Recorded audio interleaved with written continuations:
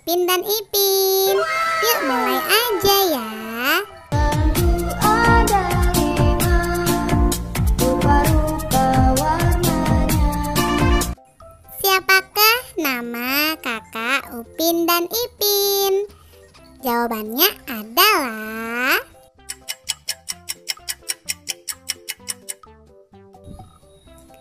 Kak Ros.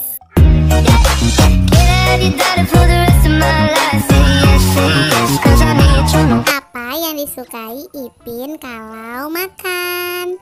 Jawabannya adalah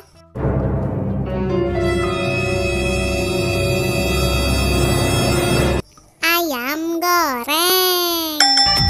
Kuning kelabu, merah muda dan biru.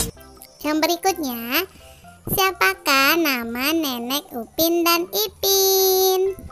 Jawabannya adalah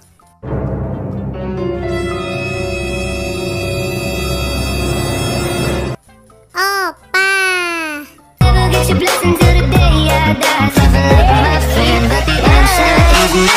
Yeay, kamu benar berapa?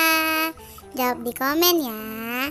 Makasih loh udah nonton. Jangan lupa subscribe dan nonton ya semua video dari Serenity Diary. Udah dulu ya. Dadah.